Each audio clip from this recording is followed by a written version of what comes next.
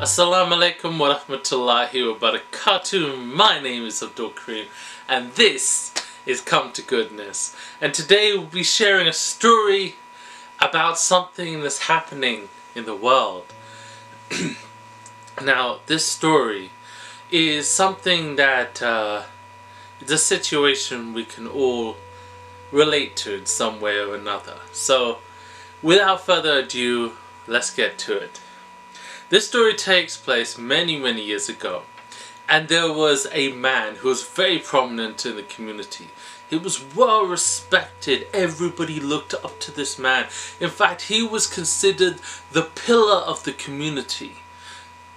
It seemed as though the whole community revolved around him. And he had many sons. And one day he calls and asks for his youngest son. His youngest son is very excited because he knows that he's about to be given a task. So his youngest son comes down and he goes to his father, and he has such respect for his father, love and admiration. So he says, "Papa, what will you have me do? Ask me anything and I will do it. I love you, Papa." His father looks him in the eye and he says, "Boy," he takes out his wallet. He pauses to take out his wallet and he removes $1,000 note and he hands it to the boy. And he says, "You shall go to the market and there you shall find the finest goat. The goat with the most meat. The best goat." And the boy looks, he's never seen such money before in his life. And he says, "Papa, I will do it, I'll make you proud. But how will I know which goat?" And the father says, "I trust you." And the boy says, "I will not let you down." So he leaves the house and he starts walking to the market. And along the way he meets his uncle. And his uncle sees the money in his hands and the uncle goes, So he walks up to the boy and he says, "Hey, nephew, come here, come here." The nephew comes over and he says, "Hey, nephew, you see that money?" He says, "Yes, Papa sent me to get a goat." And he says, "Well, I just was speaking to your Papa. And he says also that he wants you to buy a big TV. He wants you to put down some money to give for gold, jewelry, nice things." And the boy says, "Really?" And he says, Yes, I am your uncle. Your beloved uncle. You can trust in me." So the boy says, "Okay." He goes to the market and he sees the goat. He sees a beautiful goat and it's $500. He thinks to himself, "I still have to buy those other things." So he ignores the best goat. He goes to the next one, $200. He says, "No, I still have to buy those other things." So he goes to the scrawniest, most sickest looking goat and he buys it. And after many hours he comes home with this goat tethered by a string, and the goat has taken him ages just to walk it home. And his papa looks at the goat and he says, "What is this?" And the son says, "Papa, this is a goat.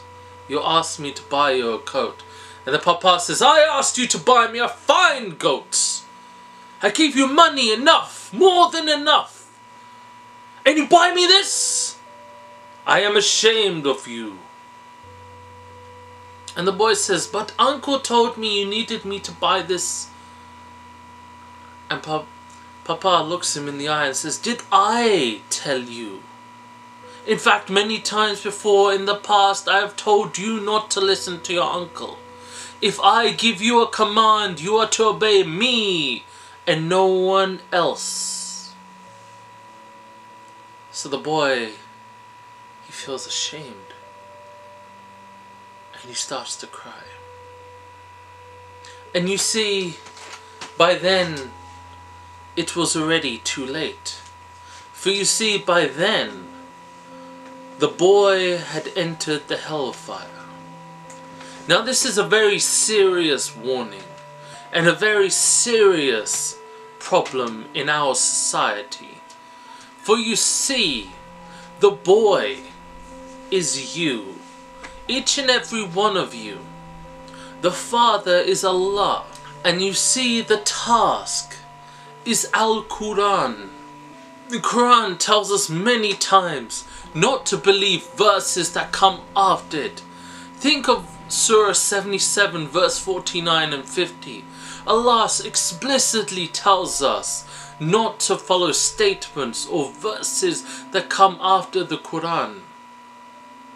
Yet for some reason we go out into the world and the uncle comes and says, you can believe me, I spoke with him and he spoke with him and he spoke with him and he said and he said and he said, now I'm telling you, and you can trust me, and you can trust this person which you've never met and that person you've never met, and you can trust all these people you've never met. Like people say, oh, Abu Huraira said this. I've never met an Abu Huraira. In fact, if he was important, don't you think his name would be in the Quran? People say, this person is very important, he wrote a hadith. If this person was so important, then his name would be in the Quran. But no, I've never met these people who claim to have spoken to the Prophet, and it's not even them. It is the people who they spoke to, who claimed that they spoke to them, and who told somebody else who claims that they spoke to them. You know, honestly, anybody can make up a hadith. All you need to say is, my grandfather was told this, and his grandfather was told that, and it's just something you made up in your head. People say, oh, we need to listen to the hadith. The hadith is complete nonsense. The hadiths contradict each other. Even there are hadiths that tell you that the hadith was forbidden to be written down. Now would you read something that even it tells you itself this, you should not write it down. And then Allah tells you in the Quran, do not read any other statement after the Quran. But it is your soul. For you is your religion, for me is mine. I choose to follow the Quran. I choose to follow Allah's gift, the criterion, this message He has given us. So do not give me the excuses. Do not say, Uncle came, he said that. Because you know Uncle. Do you know his name? I would tell you the name of Uncle in this story. The name of Uncle is Iblis. That is right. The devil cannot touch the Quran. The Quran is protected by Allah. But Iblis, Iblis has his noose wrapped around your neck. Iblis has his chains of lies and deceit upon your soul. And their name is Al-Hadith. Do not risk your soul. Follow Quran and nothing else.